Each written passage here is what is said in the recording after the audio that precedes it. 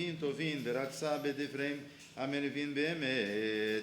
ברוך אתה אדוני המוכר בתורה ומשה עבדו וישראל עמו ובנביאי האמת והצדק. Então 615. Tinha Ioás 7 anos de idade quando começou a reinar. No 7º ano de Jeú, começou a Ioás a reinar e reinou 40 anos em Jerusalém. A sua mãe chamava-se Sibiá de Beersheba. E fez Ioás o que era reto aos olhos do Eterno, todo o tempo em que Jeoiadá, o sacerdote, o instruiu. Todavia, não foram eliminadas as Bamot, os lugares altos em que se ofereciam sacrifícios, e o povo ainda oferecia sacrifícios e queimava incenso nas Bamot. E disse Ioás aos sacerdotes: todo o dinheiro das coisas consagradas que se trouxer à casa do Eterno, a prata, meio ciclo, daqueles que eram contados, o dinheiro consagrado proveniente das pessoas para quem se fizer avaliação, e todo o dinheiro que alguém resolver no seu coração trazer voluntariamente para a casa do Eterno. Recebam-no os sacerdotes, cada um dos seus conhecidos, e eles reparem os estragos da casa, onde quer que se encontre qualquer estrago. Sucedeu, porém, que no 23º ano do reino do rei Ioás, os sacerdotes não tinham reparado os estragos da casa. Então o rei Ioás chamou ao sacerdote Jeoiadá e os demais sacerdotes e disse-lhes: por que não reparais os estragos da casa? Agora, pois, não recebais mais pratas de vossos conhecidos, mas entregai-a para os reparos dos estragos da casa. E consentiram os sacerdotes em não receber mais o dinheiro do povo, e a não reparar os estragos da casa. Mas o sacerdote Ioiadá tomou uma caixa, fez-lhe um buraco na tampa e a pôs junto ao altar, à direita de quem entra na casa do Eterno. E os sacerdotes que guardavam a porta metiam ali todo o dinheiro que se trazia à casa do Eterno. Sucedeu, pois, que vendo eles que já havia muito dinheiro na caixa, subiram o escrivão do rei e o sumo sacerdote e amoedaram e contaram a prata que se achava na casa do Eterno. E deram dinheiro contado nas mãos dos que faziam a obra e que tinham a seu cargo a conservação da casa do Eterno. Estes o despendiam com os carpinteiros e com os edificadores que trabalhavam na casa do Eterno, como também com pedreiros e com os que extraíam as pedras, e para comprarem as madeiras e pedras de cantaria, a fim de reparar os estragos da casa do Eterno e para tudo o que se gastava para reparar a casa. Todavia, do dinheiro que se trazia à casa do Eterno, não se faziam nem taças de prata, nem instrumentos musicais, nem bacias, nem trombetas, nem nenhum objeto de ouro ou objeto de prata para a casa do Eterno, porque o davam aos que faziam a obra e reparavam com ele a casa do Eterno. Também não se pediam contas aos homens em cujas mãos entregavam o dinheiro para dar aos que faziam a obra, porque o faziam com fidelidade. E a sobra do dinheiro consagrado dos que compravam animais para o sacrifício, pelo delito e pelo pecado, não se gastava para a conservação da casa, porém, pertencia aos sacerdotes, os quais compravam animais para ofertas de elevação, cujo couro lhes pertencia.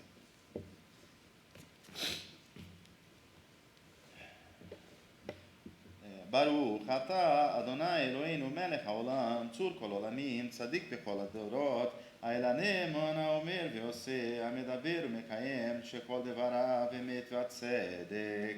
נאמן אתה הוא אדוני אלוהינו ואמין דבריך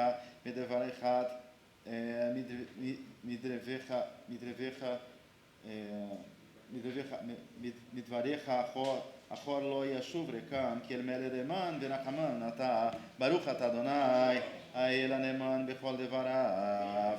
רחם על ציון כי בית חיינו ולהבות נפש תושיע בימר וימינו. ברוך אתה אדוני משמח ציון בבניך.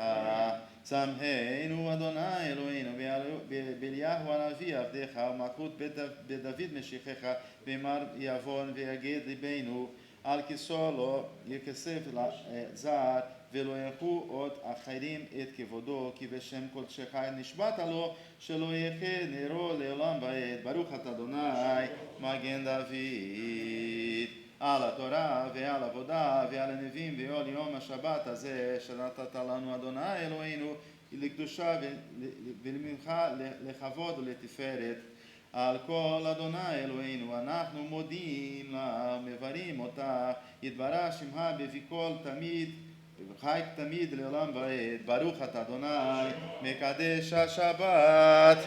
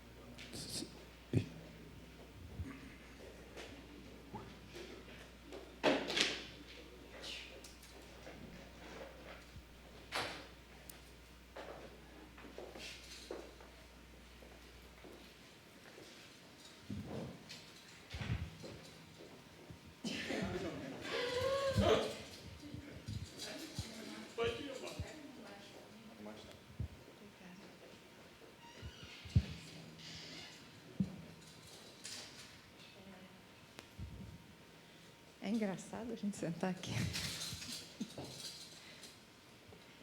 Eu gostaria que não precisasse de um microfone, mas precisa porque meu tom é baixo e tem a história da gravação. É porque o microfone traz uma formalidade que muda tudo para mim. Viu? Mesmo assim, viu? Ajeita o microfone, que eu estava falando do microfone que eu não gosto. Mas como meu tom de voz tende a ser baixo, até eu relaxar pelo menos, e aí eu preciso ter a gravação, é porque o microfone traz uma formalidade.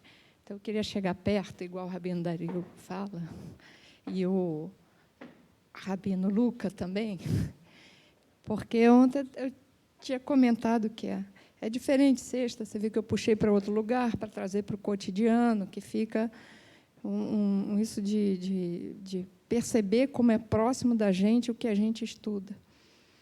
E a gente vai estudando e trazendo lições e vendo o que está por baixo daquilo que está escrito, e vendo também o que está na superfície, claro, né?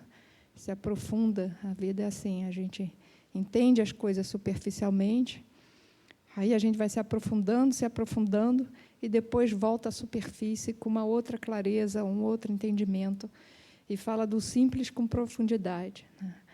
Então, como a gente está em desenvolvimento, a gente vai se aprofundando e vai complexando as coisas até chegar à superfície e fazer uma leitura com conteúdo daquela palavra simples.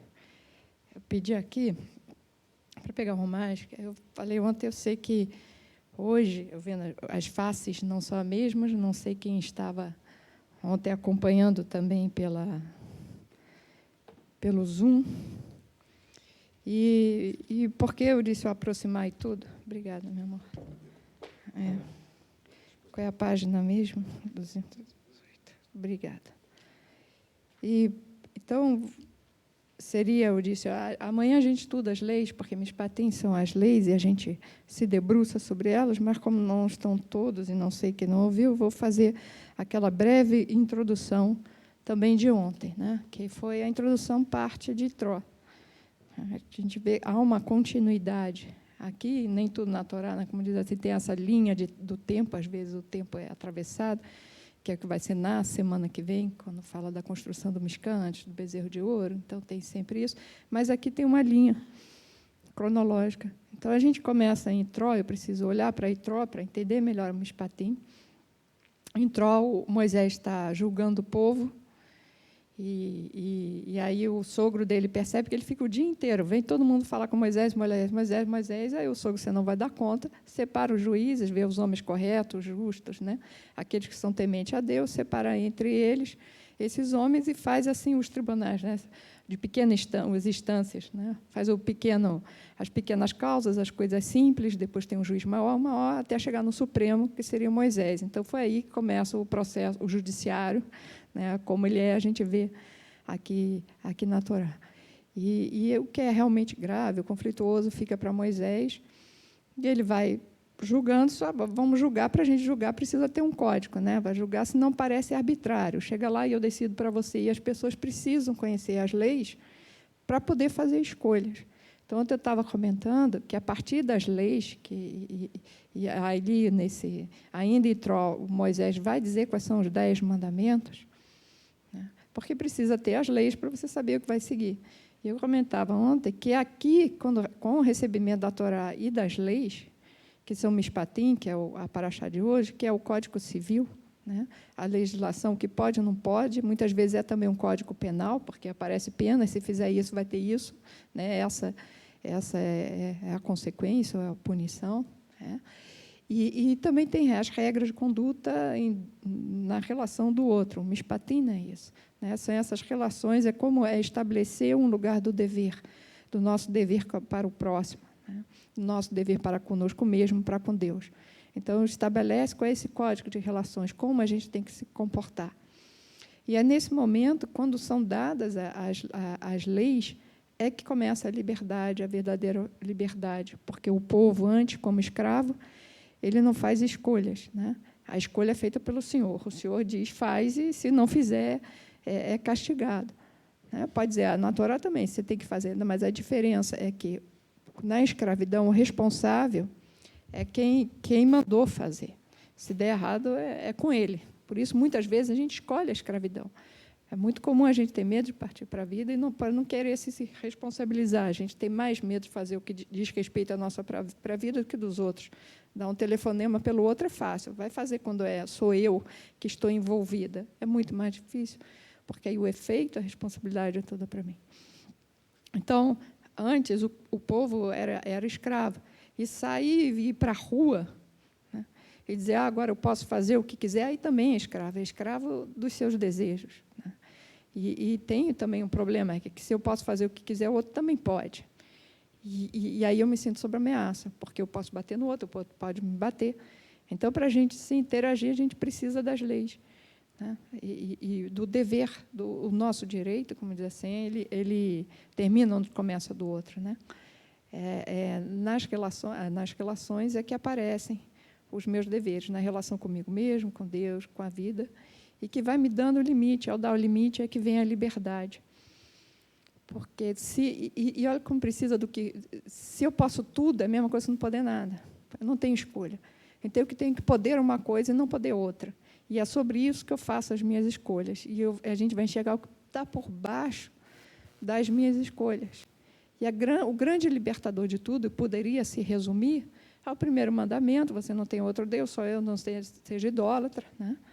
Porque poderia se resumir para isso. Porque se Deus é o absoluto, é o eterno, quando eu faço uma escolha baseada na vontade do eterno, quer dizer, do absoluto, eu não sou escravo do meu ego, eu não sou parcial. O único lugar em que eu não sou parcial é nessa relação com a totalidade.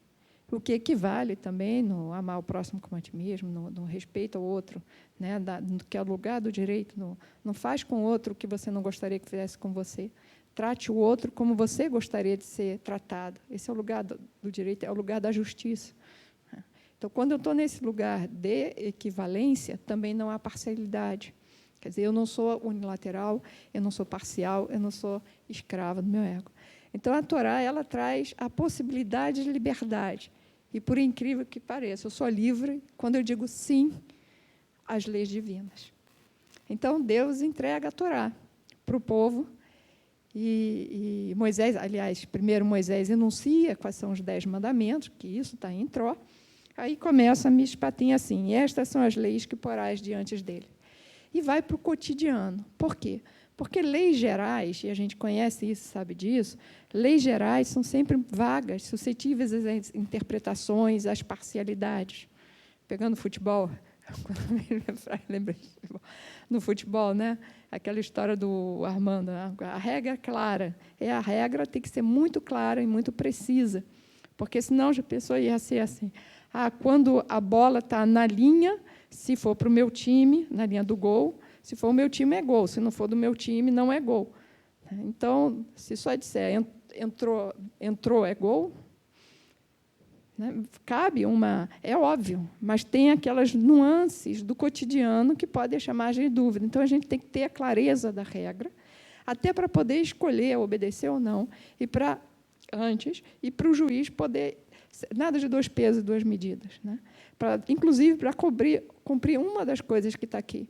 Não defenda o fraco por ser fraco, que é uma coisa que a gente vê muito dos protetores de frascos e comprimidos, como a gente costuma brincar, né? Você não pode defender o fraco só porque ser fraco. Você tem a obrigação de proteger o fraco, que está aqui. Né? Protege a mulher, protege o viúvo, protege o órfão, protege aquele entre as leis, o estrangeiro que está na sua terra. Quer dizer, nada de discriminação. Trate o escravo como se, com o escravo que tem aqui, com respeito, mesmo respeito que tem a você. Fala do valor da vida. Se um escravo morrer, você é condenado, igual um não escravo. Né? Não tem a diferença. Então, você vai trazendo tudo isso aqui nas leis, de como a gente deve se portar. Isso tudo é a introdução. E uma coisa que eu falei ontem, do que é interessante estudar as leis, porque essas leis agora do cotidiano, ele vai regular as coisas relativas à circunstância daquele povo naquela época. Então, é um povo que vem de gerações de escravidão. Então, é um povo muito ainda embrutecido, né? Aquele, soltou. Antes, ele não podia fazer escolha, era o que estava dizendo. Ele, como escravo, não podia fazer escolha. Ele não era ele o responsável. Então, imagina gerações assim, agora é solto, e é aquele lugar vai de um posto para o outro, pode o que quiser, então tem que regular, e o povo é muito bruto ainda. E, moralmente, já que aqui está no desenvolvimento de uma ética, de uma consciência ética, moral, ainda também muito protegido.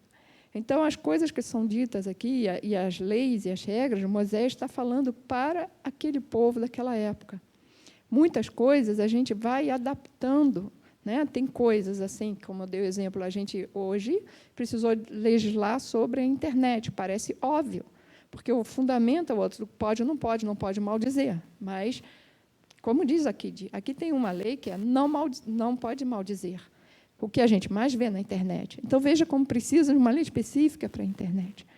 Né? O que é óbvio, a ética está toda aqui.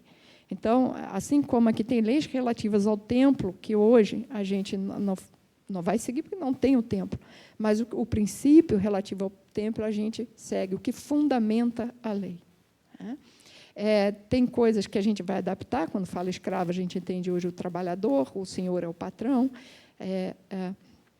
algumas coisas que até a nossa consciência moral, para perceber como isso interfere, a nossa consciência moral, na época, no século XVII, escravidão, racismo, aliás, não fazia nem sentido falar disso. Você tinha um determinado trato com o escravo, com o negro, que era legal e moral. Então, a nossa consciência moral, hoje, isso seria inadmissível, inclusive ter o escravo. Né? Mas ainda acontece. E a gente percebe que isso é ilegal e imoral. Então, a nossa consciência ela vai evoluindo e a percepção do que é moral e do que não é, do que é legal e do que não é, vai mudando. Então, as leis primeiras, a Torá, ela é eterna, ela é divina. Aqui, as de Moshe, por um lado, elas não são eternas se a gente pensar que elas são relativas àquela civilização, naquela circunstância, com aquele grau de adiantamento moral. Mas Moisés fala até inspirado por Deus. Em parte, para ser ouvido, tem que dizer que é inspirado por Deus, e foi Deus que falou. Assim, mas a gente estuda a Torá e a gente tem que cumprir isso aqui. A gente estuda para entender o que fundamenta a lei. Né? O que está por baixo, e a partir dessas leis aqui, é que todos os códigos de éticas vão ser criados. Todos os códigos, toda a legislação, ela é criada com esses fundamentos. Então, assim, só para ilustrar, não vou pegar todas, porque senão a gente fica muito longa. Mas é tão gostoso se deixar quem já me conhece, no que eu fico à vontade, eu vou. Então, a gente pega assim, olha, e começa, estas são as leis que porás diante deles. Quando comprares um escravo hebreu, ele servirá 6 anos, e no 7º sairá livre de graça. Se entrar sozinho, sozinho sairá. Se ele tinha mulher, sairá sua mulher com ele. Se seu senhor lhe der mulher cananeia e lhe der à luz os filhos ou filhas, a mulher e seus filhos serão para seu senhor, e ele sairá sozinho. E se disser ao escravo, eu amei a meu senhor, a minha mulher cananeia, meus filhos, não sairei livre, e o fará chegar a seu senhor, aos juízes, e assim por diante. Então, o que a gente tem aqui? A gente tem aqui, o escravo aqui, lembra, não tinha um dinheiro, a paga, você perde o meio de produção, passa a ser com o senhor, ele é livre a escolher, ele está lá, ele tem um compromisso, durante 6 anos, ele tem um compromisso com o patrão. Olha como a gente vai vendo, quando a gente faz hoje em dia o quê? Aviso prévio. Então, não pode ir embora, aviso prévio. Tem um compromisso, e isso é para quê também? Para garantir o sustento do próprio trabalhador. Mas o que é mais interessante aqui é o lugar da mulher e dos filhos, da proteção da mulher e dos filhos. Se ele já chega casado, ele tem uma relação com ela, ok, ele veio casado, vai embora casado. Agora, se casou enquanto está lá, se ele for embora, você quer ir embora, vai. Agora, a mulher e os filhos continuam de responsabilidade do patrão para garantir o sustento deles. Se ele diz, eu amei com ele, quer ficar com ele, ok. Então, você vai ficar aqui, você jura que você vai estar com ele, então fica com eles. A gente vai vendo aqui também, nisso da proteção da família, de como é importante você ter uma filha para casar, uma mulher casou. Tem um lugar aqui que diz, se você se separa, se ele vai embora e fica, que o senhor é responsável, que tem que... Os números estão aqui, para eu olhar. Tem um lugar, sabe, da pensão? Tem aqui o da pensão. Né? O equivalente ao que seria da pensão. Você foi embora, separou ela ficou aqui. Deixa eu ver aqui qual é a parte. Acho que é 21:10. Aqui, olha só. Não sei se eu não consigo falar aqui. 21:9. Se para seu filho a consagrar, uma mulher, né, tratá-la como se tratam as filhas, ao respeito à mulher. Se tomar outra além dela, sua manutenção, seu vestiário, o seu direito conjugal não lhe diminuirá. E se não lhe fizer estas 3 coisas, sairá de graça pela justiça sem dar dinheiro. Quer dizer, tem uma mulher, outra mulher, você, patrão ali, é responsável pelo sustento dela. Então, hoje a gente faz essa equivalência na pensão. Então, percebe, quando a gente vai estudando, a gente vê aqui quais são os princípios, quais são os lugares da ética, e como, desde lá, vem essa adaptação. E aí a gente tem, em relação ao assassinato, ao roubo, o que fazer, né? A questão do dolo ou não dolo. Então, por exemplo, na 21:14, e se vier premeditamente um homem contra seu próximo para matá-lo com astúcia, no meu altar o tirarás para que morra. E no antes estava falando, se ele matar e foi sem querer, aquele que não armou cilada, e Deus lhe destinou que o homem seja morto por sua mão, eu lhe assinarei o lugar em que se refugiará. Então, neste caso aqui, não houve dolo, não, algo culposo, você só sai da sociedade, até para proteger o próprio cara, porque o indivíduo que matou sem querer, né, como disse assim, como se ele tivesse sido, o Deus botou lá, ele foi instrumento de Deus, talvez aquele indivíduo merecesse morrer. Mas, para ele não ficar, para protegê-lo até da, sabe, não sei, quando aquele, sabe, justiça a próprias mãos, vamos linchá-lo, tira ele, sai daí, até para proteger o indivíduo. Agora, se foi premeditado, você matou alguém premeditado, aí não. Aí vai pagar por isso. E a paga aqui é ser morto. Então, a gente vai lendo, a gente não vai ler todas, eu convido todo mundo, depois pega o mais e lê o quanto é interessante, está tudo aqui. Né? Isso de não cometer falsos testemunho, de não maldizer, o respeito ao pai. Né? Ontem eu estava falando o quanto é importante isso. A gente tem um mandamento, honrará teu pai e tua mãe. Muitas interpretações têm sobre isso e acho todas válidas.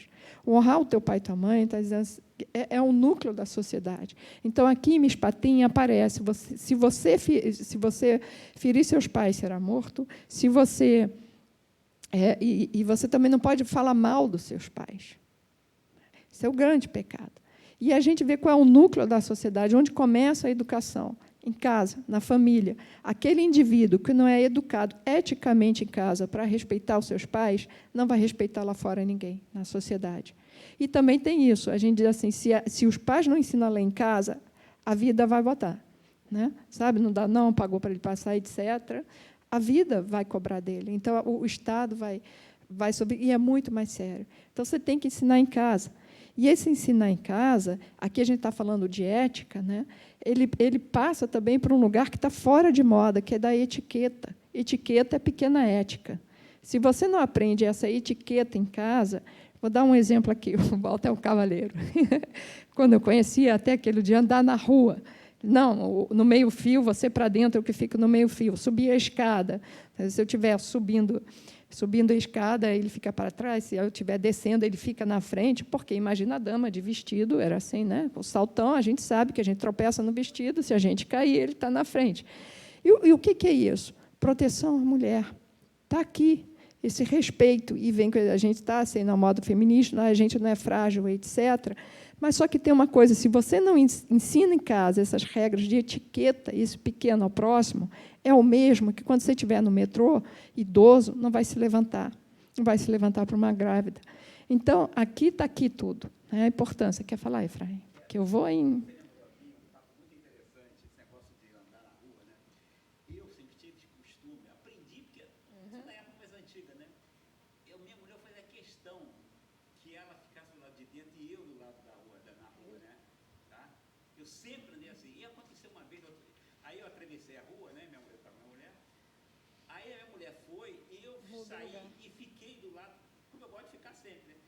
Senhora falou, puxa vida, eu pensava que isso não existia mais. Porque as pessoas não sabem, meus filhos não têm a menor noção disso, né? Os meus filhos são os outros, a juventude toda. Isso. Ainda chamam de machismo, né? E o pior é que, se você faz isso, te chamam de machista. Mas não percebe a sutileza. Exatamente, não percebe a sutileza disso. Né? Que não é isso, é um lugar para o próximo, de respeito ao próximo, há, sim, uma certa fragilidade. Né? Nesses interessantes, tem uma coisa assim, muito legal, se a gente vai olhando, que é quando mata uma grávida. Aqui você vê o valor da vida, e é nesse, quando mata a grávida, que aparece a lei de Talião. Você observa o valor da vida, porque, se a mulher estiver grávida, matou uma vida. Então, o que já fala... Deixa eu ver aqui qual é exatamente. 23, 22, 23. No 22? Acho que é para... não, eu passei a página, espera aí. Diz qual é o número da página. Tá. Quando brigarem homens e ferirem uma mulher grávida e saírem suas crianças e não houver desastre de morte da mulher, será multado o culpado se lhe reclamar o marido da mulher e pagará pelo aborto como o juízo determinaram. E se houver desastre de morte da mulher, darás alma por alma, olho por olho, dente por dente, mão por mão, pé por pé, queimadura por queimadura, ferida por ferida, contusão por contusão. Então, primeiro aqui, esse aborto, essa vida tem valor. Aqui há uma vida, né? Ele considera isso. Né? Se reclamarem disso, porque esse se reclamarem, lembra que você não tinha ultrassom, teste, etc. Às vezes você não sabe que está grávida. Tá? Você também não está. Então, o próprio indivíduo tem que dizer, né, que houve um abortamento em função. Tá? É assim que eu entendo reclamarem. Não é no sentido de, se os pais derem importância de ter abortado. Porque como é que o que feriu vai saber disso? Quer ver, a gente tem uma coisa que acontece, a gente lê com os nossos olhos da sociedade de hoje. Quanto humano dentro no sentimento, aí sim é o de hoje, porque o humano é sempre humano. Mas, quanto às circunstâncias, o entendimento, a gente vai fazendo as correspondências e percebendo ali naquela circunstância. Hoje tem ultrassom, tem beta-HCG, tem tudo. Naquela época, não. E aí, se houver o desastre, aqui entra a lei de Talião, né? Talião vem de tal, sabe? Tal qual, na mesma medida. Né? Se fez, é sempre na mesma medida. E os nossos rabinos ensinam que isso quer dizer na mesma proporção.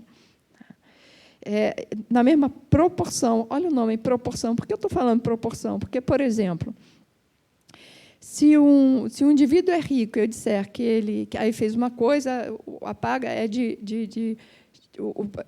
o funcionário deixou de trabalhar, teve algum problema lá para a pessoa, e a indenização seria equivalente a um salário mínimo. Um salário mínimo para uma pessoa que só ganha um salário mínimo é diferente de um salário mínimo para uma pessoa bilionária, né? Então, a gente está falando, seria percentual, né? A gente está falando, a proporção significa que você causou um mal, vai ser a paga é proporcional àquilo que fez, né? Diz assim, não é para arrancar o olho, se você arranca o olho do outro, não é isso. A de Talião, a gente pensando nesse povo bruto, né, ainda, e é importante a gente ver aqui hoje no Nordeste, ainda tem, mas algum tempo atrás tinha ainda muito mais forte, tem um filme que se chama Seis Marias, que acho que ele ilustra o que eu vou dizer agora, que era aquele lugar sem medida. Você matou o meu filho, eu vou lá e destruo, incendio a sua casa, mato toda a sua família. Aí essa família fica com raiva da outra, aí vem aqui, mato a sua família e a família da sua família. Então, ele traz um limite. Essa lei, assim, ó, um de outro, ponto, vamos parar aí. Então, no processo evolutivo, ela também dá uma contenção à violência, a essas réplicas, téplicas, né? Ele traz um limite, ponto, já fez. Essa lei que a gente, nos olhos de hoje em dia, a gente pega, ai, que absurdo. Então, veja como ela tem um sentido e um lugar de progressão. Você quer falar, Isaac?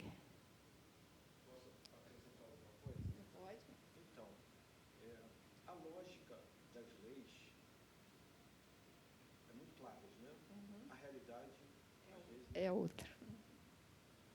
Em vários exemplos, nós temos uma justiça que, às vezes, se acostuma. Não é isso? Ela se acostuma e tira as nuances que possam existir naquele julgamento. Você não entra no metrô, na vida, entra no A e sai no D. No meio do caminho acontece muita coisa, né? Então, só quero colocar de uma forma, de uma alegoria, que até me veio agora na cabeça, do muro de uma escola. Isso já até o muro de uma escola de crianças, em que dentro, se você está dentro desse recreio com as crianças, você imagina que elas estão numa prisão, que não podem sair. E quando você derruba o muro, as crianças saem. E como você muito bem falou, as crianças se perdem. Elas eram muito felizes dentro do muro, e para uma visão de muita gente, elas não eram. Assim como, às vezes, uma família, às vezes, toda essa... Tudo que a gente está vivendo hoje é que os muros caíram. Os muros caíram. Então, depende da visão de cada um. Para um grupo, acha que dentro do muro de uma família ou de uma comunidade, há um muro, e que você não pode ser alegre dentro daquele muro, porque o muro te impede. E tem o outro lado que diz que você tem que mais é que sair do muro. É o sistema. Então, eu pergunto, às vezes, você está no sistema ou você está fora dele? Porque hoje, lá, para mim, estou falando por mim, eu sempre fui fora do sistema. E a gente vai ficando mais 20 anos, eu vi que eu estou muito dentro do sistema. Quer dizer, entendendo o sistema, o contrário do que está acontecendo hoje. Eu não sei se eu fui muito claro. Eu estou vendo hoje você sem os muros, livres para fazer o que quer, porém perdido. Você não sabe onde vai dar, você é muito pensador, mas a realidade hoje é essa. Então, a pergunta é, e vou encerrar, como encarar essa realidade que hoje você não tem muro? É essa a grande pergunta. Não tem muro para nada. Hoje não há essa ordem que ele colocou bem, antes havia uma... Mesmo sendo uma antiga era uma ordem. Exato. E não há essa adaptação da ordem nos tempos de hoje. Tá. Começa assim, bem amplo, né? Tem uma coisa, por que eu disse que é importante estudar e perceber o espírito da lei? Porque, às vezes, você começa a fazer, e aí é engraçado, parece que eu vou voltar lá para o tempo de Jesus reclamando, né, que estava fazendo tudo por fora. Você está fazendo a lei por fora, sem entender o que está fazendo, e está se usando da lei para os seus interesses, que é tudo contrário ao que ela é, né? Então, é essa queixa, estou indo para os tempos aqui viajando, de uma certa hipocrisia, de um cumprimento da lei que é para fora, e o principal é que a gente não cumpre uma lei, ou isso aqui, quando a gente fala de ética, e desenvolva, ela está aqui para desenvolver, é que a gente não faça por ser passível de pena, ou de punição, ou de recompensa. A gente faz porque, o que se chama em psicologia, porque internalizou a lei, o bem pelo bem. Curiosamente, cerebralmente, a virtude é em si a sua própria recompensa, e é assim que tem que ser. Quando a gente faz o bem, Deus é tão perfeito que faz com que a gente sinta isso. Você vai secretar ocitocina, serotonina. Quando você se supera, quando você contém, por exemplo, a tua ira, e sabe, o orgulho que você vai responder e dá vontade de humilhar o outro, e você se contém. Se você entende o valor disso, porque é preciso que você entenda. Porque, se você não entender, você vai se sentir humilhado, o seu orgulho está na frente. Agora, se você entende e consegue se conter, a autossatisfação de superação, você vai secretar neurotransmissor aqui, que vai te dar um uau. Então, a gente é feito para isso. Aí, respondendo a sua pergunta, o que acontece olhando nos tempos, que estou raciocinando agora, começa esse tempo também de hipocrisia, que está fazendo por fazer, e o jovem sempre denuncia a incoerência e tudo. Aí vem o que ontem eu comentei, o tal do é proibido proibir, mas sem a proibição, sem a margem. Eu trabalho com a questão das drogas, como se a questão fosse que está proibido. Não, você tem que ser proibido. Porque isso te dá a referência de valor, e Deus nos deixa plenamente livre para escolher. E diz, vai ter a consequência X ou Y. E a gente faz, e aí a gente, lembra, comeu da árvore da maçã, ele vai experimentar o bem e mal, e vai descobrindo que isso faz bem e faz mal. Vou fazer um parênteses aqui para pular, de Piaget, a educação moral das crianças, que ele foi perguntando para as crianças como elas jogavam bolinha de gude. As crianças muito pequenas não entendiam o sentido na pergunta, elas brincavam bolinha de gude como os pais ensinaram. E seria isso o fazer, porque é assim, sem pensar, sem uma consciência, uma imitação, é isso que você vai fazendo. Quando a gente vai se aproximando da adolescência, a gente começa a romper, então as crianças jogavam de tudo quanto é jeito, menos quando os pais ensinaram. E, quando perguntava, as explicações eram as mais esdrúxulas. Quando ia chegando 16, 17, 18 anos, saindo já, perguntava, como você joga a bolinha de gude? Elas jogavam como os pais jogavam. Só que, quando ele perguntava por quê, elas diziam, porque era o jeito mais justo, assim, tem um tempo definido, etc. Então, essa compreensão, a gente vai burlando no nosso desenvolvimento a lei, e aí vai descobrindo que não é legal, e aí faz. Então, isso também a gente precisa passar da experiência, e aí se forma. E muitas vezes, o mal, para a gente desenvolver essa nova consciência, porque veio uma superficial, que era nem por fazer, mas por interesse, seja para ganhar o reino dos céus, a gente precisa experimentar o mal, porque o que tem na lei? O que ela tira aqui, o Código de Ética? Como eu falei, liberta da escravidão, do seu interesse, do seu ego. E, no fundo, a gente faz muitas coisas que faz, nos enganando. Tá? Vou pedir perdão aqui para falar de outra crença, para ilustrar. Quando eu li no Livro dos Espíritos, dizendo assim, do bem e do mal, faça ou não faça o outro que você não gostaria que fizesse a você, não vos enganeis, eu entendi tudo, porque a gente se auto-engana. Aí é que eu entendi. A gente se auto-engana, a gente diz que é bem uma coisa que não é bem, até que a gente passa pela mesma circunstância. Por isso, no direito, ele fala, não trata o outro como você não gostaria, trate o outro como você gostaria de ser tratado, porque a gente se auto-engana. Então, vai se auto-enganando, dizendo eu sou o bem, para continuar se enganando e fazendo, no fundo, o que quer, e botando lei sem considerar o outro na sua circunstância, que foi isso que você falou, sem ver a vivência dele que está dentro, sem saber, num processo de autoenganação, de não olhar para si mesmo, eu sou o bem, e que a gente está aqui, de não olhar para o outro hein, que cada um é nas suas circunstâncias, até que vamos chegar. Se diz assim, infelizmente, assim, um processo. O mal chega ao seu extremo, e quando vivencia o mal, o indivíduo é convencido da lei. Um pouquinho como no lugar de cada indivíduo, esse da moral da historinha da bolinha de gude. Então, acho que a gente está num processo realmente de ruptura, de não olhar para si mesmo, que vem essa polarização, né? Não era para entrar em política, mas parece que, mas estamos no limite de desenvolvimento moral. E por que também isso acontece? Porque muita coisa, para a gente escolher, a gente tem que poder. Vou dar um exemplo assim. E daí vem uma hipocrisia. Antes da pílula anticoncepcional, todos castos, né, virgindade, etc., no fundo, era por medo de engravidar. Não tinha a virgindade como um valor. Surgiu a pílula, oba, vamos fazer tudo.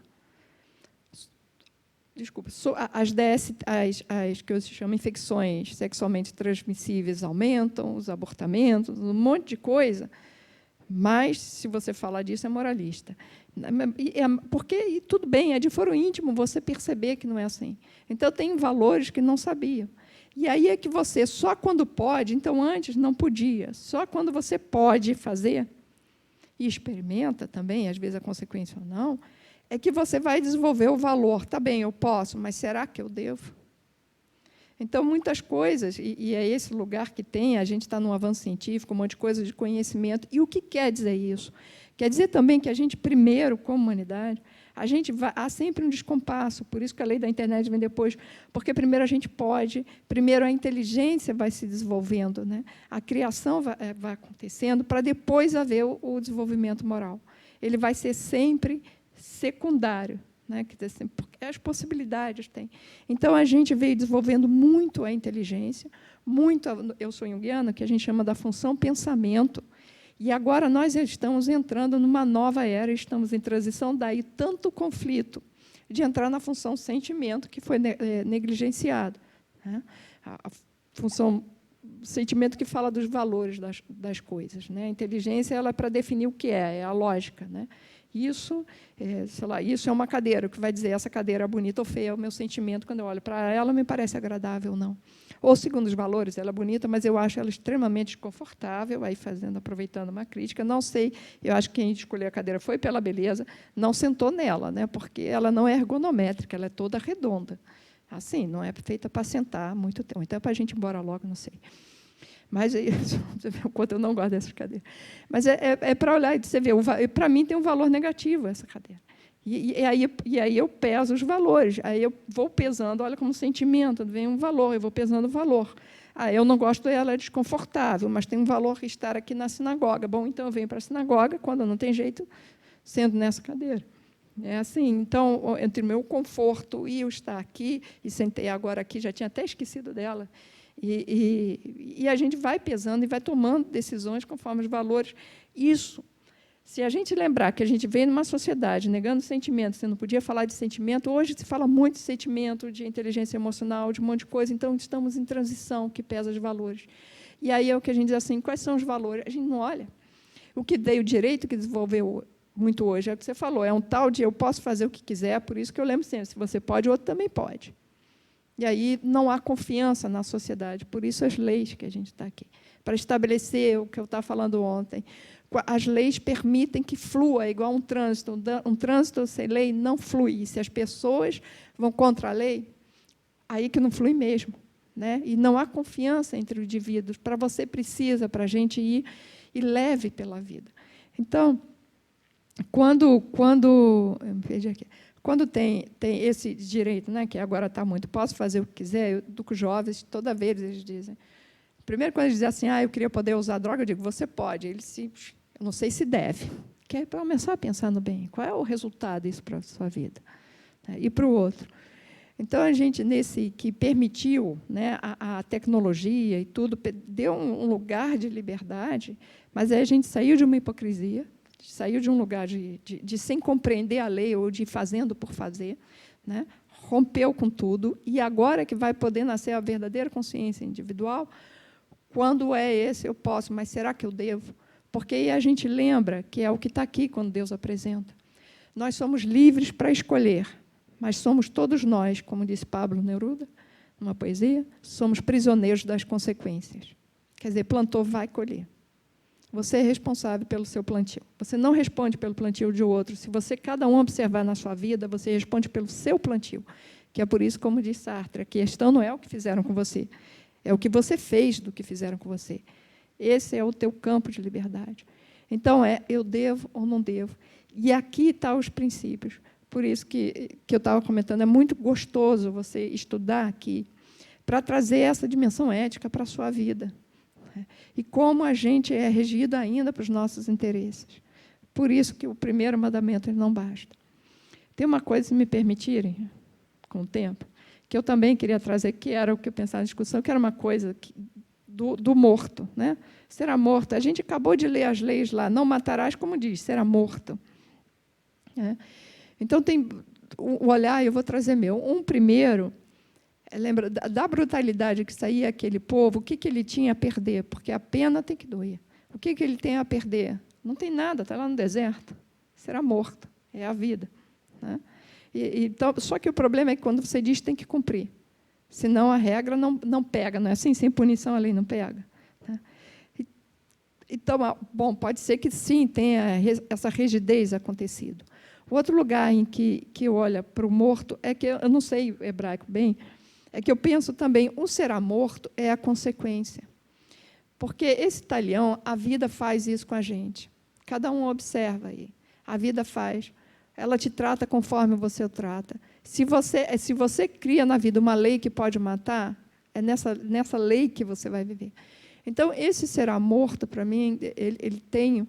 Primeiro, aponta a gravidade do que você faz, que era, eu acho que é a função. E aí eu me pergunto se ele vai ser matado, quer dizer, alguém vai assassinar, ou a consequência vai ser que será morto. E a gente pode morrer por duas coisas aí. Ou o remorso corrói a pessoa, e remorso mata. Eu, como médico, eu digo, olha, mata. Já vi muita gente, infelizmente, você vê como é, morrer de remorso. E ontem eu estava falando de uma das funções da pena, é para o indivíduo se sentir pago com a sociedade, né, ele espiou, e poder recomeçar. Agora já paguei. A gente vê tantas pessoas que já foram presas dizendo assim, eu já paguei para a sociedade e continuam ainda não me dando emprego, etc. Eu já paguei. Ele se sente quite e pode ser reinserido. Isso restabelece a confiança na sociedade e ajuda a quem foi a vítima a se sentir justiçado, se liberta desse ressentimento e pode prosseguir. Então, o morto, para mim, tem um lugar aí que pode ser, ele será morto porque vai adoecer, e tem um lugar do morto que é aquele, sabe, é essa daí que eu li assim, se você matar alguém e foi por uma cilada, e você, no fundo, fez o que Deus queria, você só vai ser alijado. Então, é esse morto que eu acho que também tem um lugar em que isso vai acontecer com ele. Eu me lembro que o Rabino Bonda uma vez contou uma história do Talmud, isso eu vou começar a encerrar aqui, contou uma história lá do Talmud, e que um indivíduo tinha roubado o outro e ele deveria ser preso, mas não foi. Um outro tinha matado uma pessoa e deveria ser morto, mas não foi, né, como pena. Então, houve uma circunstância em que o que deveria ter sido preso estava no alto de uma escada, e o que deveria ser morto estava embaixo de uma escada. E aí o que deveria ser morto caiu em cima desse que deveria ser morto, e ele morreu. E o que deveria ser preso foi preso por causa disso. Então, é a justiça divina. E aí é que está também uma coisa, se a gente confia na justiça divina, nada de fazer sobre suas próprias mãos. Porque a vida, Deus se encarrega disso. Então, para mim, tem esse morto, já que tem esses vários nuances. Um era o que a população tinha a perder lá, não tinha mais nada. Né? Ou os bens, é sempre aqui, ou são os seus bens, todas as penas. Quando é pequena a gravidade, os seus bens. Quando é grande gravidade, o morto. Era só isso que eles tinham. Então, desse lugar proporcional, do lugar educativo, e também de falar um pouco da justiça divina. Estou me alongando muito, eu vou, só para encerrar, é que essa paraxá de Mishpatim, e isso é fundamental, ela termina assim, Moisés fala todas as leis, e Deus diz assim, olha, se vocês seguirem, quando vocês estão fazendo, ele tem duas coisas, olha, cuidado quando tiver outros povos no seu meio, que é muito fácil você começar, sabe, a idolatrar os outros, e isso daí é uma cilada para vocês. Vocês vão se perder da gente, né? Cuidado com essa assimilação ali dos outros deuses, né? Então, ele chama a atenção disso. E aí, Deus disse, olha, se vocês seguirem o que eu estou dizendo aqui, eu ordenei essas leis todas, a sua mulher não vai ser estéril, a sua terra vai frutificar, vocês não adulterarão, vocês terão sustento, etc. Vai ser bem para vocês. Se não fizerem, está aqui. As próprias consequências já estão aí ditas. E aí, Moisés pergunta assim, vocês farão o que Deus falou, vocês farão? E o povo diz, em uníssono, nós faremos. E aí é feito um ritual que se sela esse pacto. E este é o pacto do povo judeu, e é aqui que nós nos construímos, ora olam. É um pacto ético, né? Nós somos, o nosso dever é moral e é ético, e para mim isso é tão forte que quando a gente se assimila, ou quando Israel, né, como falei, qualquer coisinha que Israel, a ONU já faz um escarcéu. Quando são outros povos que fazem muito piores do que a gente, ninguém fala nada. Para mim, o outro aí, como todos somos nós, esse ciclo da justiça divina vem através do outro, é isso aqui, foi o que falou aqui. Vocês assumiram o lugar de serem éticos, de serem morais. Se não for, vai ser apontado. Cabe a nós somos responsáveis pelas nossas escolhas, e esse é o nosso pacto. E a nossa tradição não é o acreditar ao Deus ou não, a nossa tradição, por isso que tem o Bar Mitzvah, são mitzvot, é o dever. E esse é o nosso lugar, como povo de Israel, povo judeu, esse é o nosso lugar de cumprir as mitzvot, e para cumprir, só estudando, porque senão a gente vai sempre nos auto-enganar e botar o nosso interesse acima do bem comum, acima da vida. E a justiça, ela fala o bem comum, o bem do comum. E já que eu sou parte do coletivo, está sempre acima de mim, acima do meu interesse, a minha pessoa. E é isso, Shabbat Shalom.